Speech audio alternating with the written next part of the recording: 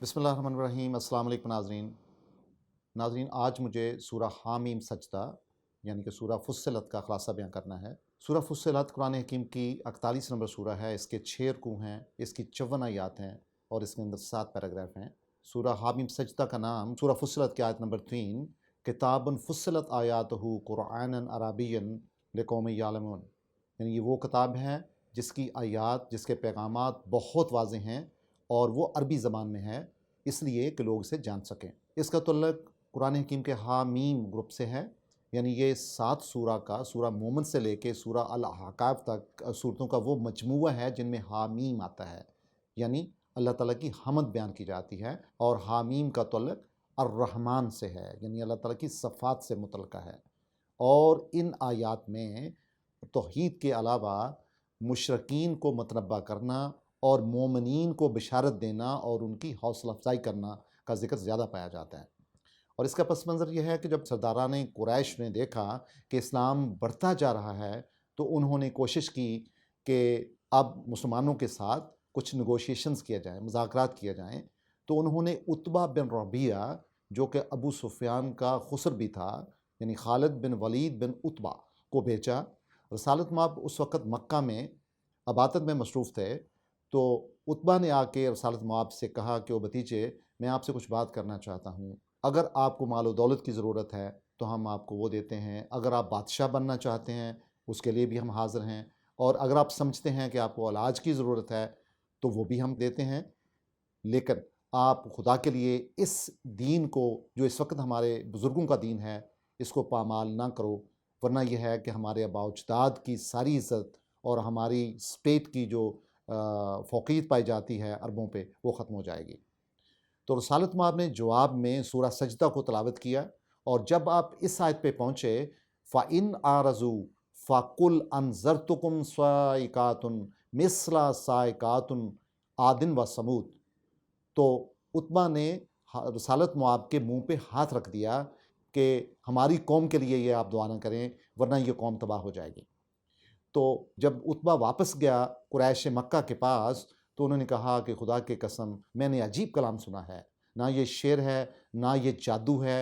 اور نہ یہ کہانت ہے، بلکہ یہ بہت ہی عجیب کلام ہے۔ قریش مکہ اس پہ قائل نہیں ہوئے اور انہوں نے اپنا ظلم و تشدد جاری رکھا۔ یہ میں بتاتا چلوں کہ سورہ فصلت کا سورہ مومن سے تعلق یہ ہے، جو اس سے پہلے والی سورہ ہے، کہ وہاں مسلمان مومنین کی نصرت کا ذکر پایا جاتا ہے، لیکن اس صورت میں مخالفت حق کی ناکامی پہ، اسلام کے غلبے پہ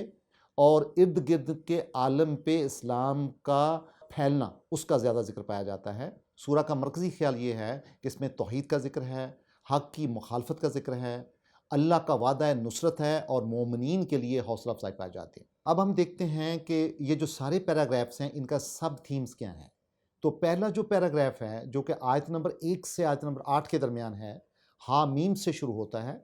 اور تنزیل من الرحمن الرحیم کتاب فصلت آیاتہ قرآنا عربیا لقوم یعلمون، یعنی یہ وہ کلام ہے جو کہ اللہ تعالیٰ کی طرف سے نازل شدہ ہے، اور اللہ تعالیٰ کی ذات جو کہ رحمان بھی ہے، رحیم بھی ہے، اور یہ وہ کتاب ہے جس کی آیات بہت واضح ہیں عربی زبان میں،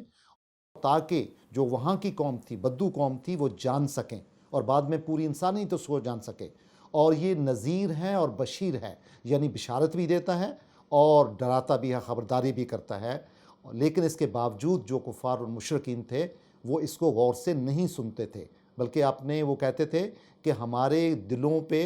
تالے لگے ہوئے ہیں، ہمارے کانوں میں سیسا ہے، اور ہمارے اور مسلمانوں کے درمیان ایک حجاب پایا جاتا ہے۔ لہٰذا وہ رسالت مآب کو کہتے تھے، مسلمانوں کو کہتے تھے کہ آپ اپنا عمل کریں اور ہم اپنا عمل کریں گے۔ تو قرآن حکیم کہتا ہے تو پھر ان کو بتاؤ، رسالت مآب کو کہا جاتا ہے کہ یہ وہ کلام ہے جو ہماری طرف سے ہے، اور اللہ تعالیٰ کی ذات واحد ذات ہے، لہٰذا ایک صحیح راستے پہ چلیں، اللہ تعالیٰ سے استغفار مانگیں۔ ویل للمشرکین، لہٰذا یہ مشرکین کے لیے بہت بڑی خرابی ہے، اور یقیناً وہ لوگ جو زکوٰۃ نہیں دیتے اور آخرت پہ یقین نہیں کرتے، یقیناً وہی کافرین ہیں، اور وہ لوگ جو ایمان لاتے ہیں اور صالح عمل کرتے ہیں ان کے لیے نہ ختم ہونے والا اجر ہے۔ ناظرین، جو سیکنڈ پیراگراف ہے اس میں تخلیق کائنات کا ذکر ہے، زمین کی تخلیق اور آسمانوں کی تخلیق کا ذکر ہے، اور قرآن حکیم کہتا ہے کہ ہم نے زمین کو 2 فیزز میں پیدا کیا، 2 دن میں پیدا کیا۔ یہاں دن سے مراد فیز ہے، جو کہ ملین ایئرز کی ہیں، اور اس کے باوجود یہ جو لوگ ہیں یہ اللہ تعالیٰ کے سامنے ہمسر بناتے ہیں، یعنی کوئی ایسا ہو سکتا ہے کہ دوسرا بندہ بھی کائنات کو پیدا کرے؟ اور پھر اللہ تعالیٰ کی ذات کہتی ہیں کہ ہم نے زمین پیدا کرنے کے بعد جب یہ ٹھنڈی ہوئی تو ہم نے اس کے اوپر پہاڑوں کو بنایا، اور پھر اس کے اندر ہم نے اپنی برکات رکھیں، وَبَارِكٌ فِيهَا وَقَدَّرَ فِيهَا أَقْوَاتُهَا فِي أَرْبَعَةٍ أَيَّامٍ، یعنی پھر ہم نے پہاڑ پیدا کیے اور پھر ان کے درمیان ہم نے اپنی برکات رکھیں اور ان کو ایک معیار اور ایک مقدار کے ساتھ رکھا تاکہ جتنی بھی مخلوقات ہیں وہ اس سے فائدہ اٹھا سکیں۔ تو لہٰذا اس پورے پروسیس کا مطلب یہ ہے کہ پہلے زمین ایک ناری حالت میں تھی، دوسری فیز میں ملین آف ایئرز میں یہ ٹھنڈی ہوئی، اور پھر ملینز اور بلین آف ایئرز میں اس کے اوپر پہاڑ بنے، اور پھر اگلے بلینز ایئرز میں اس کے اوپر وہ رزق رکھا گیا جو اللہ تعالیٰ کی ذات نے مخلوقات کے لیے رکھا، اور پھر ایک ایسی سٹیج آئی کہ جس میں آسمان، قرآن حکیم کہتا ہے کہ دھوئیں کی مانند تھا۔ ہم نے زمین اور آسمان کو کہا کہ اب آؤ ہماری طرف، بے شک آپ مانیں یا نہ مانیں آپ کو ہماری اطاعت میں آنا پڑے گا، اور انہوں نے کہا کہ ہم آپ کی اطاعت میں آتے ہیں۔ تو لہٰذا اللہ تعالیٰ کی ذات کہتے ہیں کہ ہم نے 7 آسمان کو 2 دن میں پیدا کیا اور اس کے اندر اپنی وحی رکھی، کائنات کی ہر چیز قوانین کے مطابق عمل کرتی ہے۔ اس آیت سے مراد یہی ہے۔ اور پھر اللہ تعالیٰ کی ذات کہتے ہیں کہ ہم نے آپ کے لیے نچلے والے آسمان کو چراغوں کے ساتھ خوبصورت بنا دیا۔ اس کی وجہ کیا تھی؟ کہ اللہ تعالیٰ کی ذات تقدیر العزیز العلیم، یعنی وہ مقدر پہ کنٹرول کرنے والی ہے، اور وہ مائٹی ہے، یعنی آل پاورفل ہے اور علم والی ہے۔ اور اس کے باوجود کہتے ہیں کہ جن قوموں نے اعراض کیا، یعنی منہ پھیرا، جیسے کہ عاد اور سمود کی قوم ہے، تو ہم نے ان کو تباہ کر دیا۔ اور وہ یہ کہتے تھے کہ جب سارے رسول یعنی ان سے پیچھے اور آگے آئے تو وہ ان کو کہتے تھے کہ اللہ تعبدوا الا اللہ، تو سارے رسول یہ پیغام دیتے آئے ہیں کہ اللہ تعالیٰ کے علاوہ کسی کی عبادت نہ کریں، لیکن وہ کہتے تھے اگر آپ سچے ہیں تو پھر آپ رسولوں کی بجائے فرشتے کیوں نہیں نازل ہوئے؟ تو قرآن حکیم کہتا ہے کہ اگر آپ لوگ فرشتے ہوتے تو یقیناً آپ کے اوپر فرشتے ہی آتے۔ تو پھر قرآن حکیم ایک پیغام دیتا ہے کہ سمود کی قوم بھی ایسی تھی کہ جس کو ہم نے پیغام دیا، لیکن انہوں نے ہدایت کے اوپر جو غفلت اور جو جہالت تھی اس کو ترجیح دی، تو لہٰذا وہ ہمارے نزدیک ایسے ہی تھے جیسے وہ اندھے ہوں۔ اور ایسے بھی لوگ تھے جن کو ہم نے نجات دی، اور لیکن وہ ایمان لائے اور انہوں نے ہمیشہ اللہ تعالیٰ سے پرہیزگاری اختیار کی۔ تو ناظرین، جو سورہ کا تیسرا گروپ ہے اس میں قرآن حکیم کہتا ہے کہ ایک ایسا دن آئے گا جس میں ہم لوگوں کو اکٹھا کریں گے اور اس کو ایک آگ کی طرف ہم لے کے جائیں گے، اور اس وقت ان کے جو اعضاء ہوں گے، ان کے کان، ان کی آنکھیں اور ان کی جلد جو ہوگی، ان کا جو تن ہوگا وہ ان پہ گواہی دے رہا ہوگا، اور وہ ان کو کہیں گے کہ آپ نے ہمارے خلاف کیوں گواہی دی؟ تو اس وقت وہ سارے اعضاء انسان کے بولیں گے کہ چونکہ ہمیں اللہ تعالیٰ کا حکم ہے۔ تو قرآن حکیم پھر پوچھتا ہے، اللہ تعالیٰ کی ذات پوچھتی ہیں قرآن میں انسانوں سے کہ کیا آپ ہم سے چھپا کے یہ سارے اعمال کرتے تھے؟ آپ کا کیا خیال تھا کہ آپ کے اعضاء آپ کے خلاف گواہی نہیں دے سکیں گے؟ یہ ایک ایسا منظر ہوگا جو کہ انسان کے سارے ان سیکرٹس کو جو وہ چھپا کے بات کرتا ہے اور وہ بدی کے کام ہوتے ہیں ان کو واضح کر دے گا۔ تو اللہ تعالیٰ کی ذات کہتے ہیں کہ یقیناً جن لوگوں نے اپنے رازوں کو چھپایا اور غلط کام کیے اور حق کو سامنے نہیں رکھا تو انہوں نے بہت نقصان اٹھایا، بے شک وہ جن ہوں اور بے شک وہ انسان ہوں، اور یقیناً ایسے لوگ ہی خسارے میں ہیں۔ تو ناظرین، جو 4 نمبر پیراگراف ہے اس کے اندر اللہ تعالیٰ کی ذات کہتے ہیں کہ یہ جو کفار لوگ تھے، جب انہوں نے دیکھا کہ یہ حق کا پیغام ہے تو انہوں نے ایک اسٹریٹجی اختیار کی۔ وہ اسٹریٹجی کیا تھی؟ کہ تاکہ لوگوں کو کنفیوز کیا جائے، لوگوں کو قرآن حکیم کا میسج نہ پہنچے، تو وہ لوگوں سے کہتے تھے کہ آپ جب قرآن حکیم کی تلاوت ہو رہی ہو تو اس پہ آپ شور و غوغا کیا کریں، تاکہ جب شور مچے گا تو لوگوں کو اصل بات کی سمجھ نہیں آئے گی۔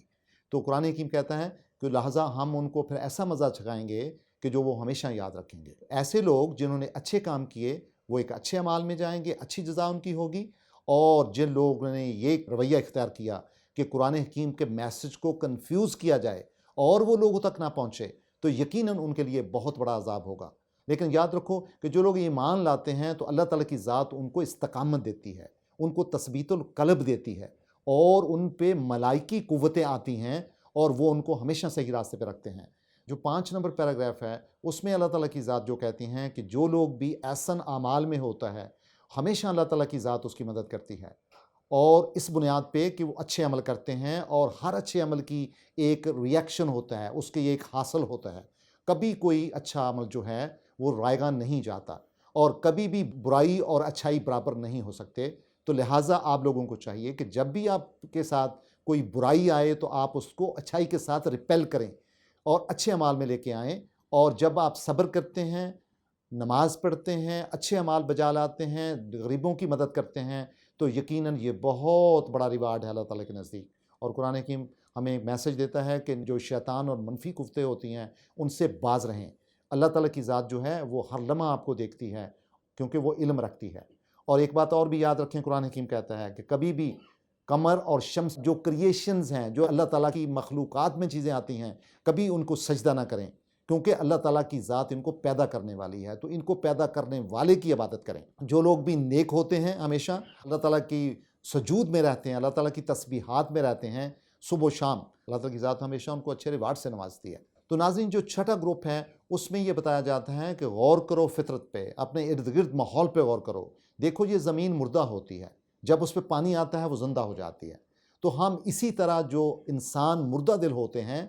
ہم ان کو زندگی دیتے ہیں، اور اللہ تعالیٰ کی ذات جو ہے وہ قدیر ہے، قادر ہے ہر چیز کے، ہر چیز کو پیدا کرنے پہ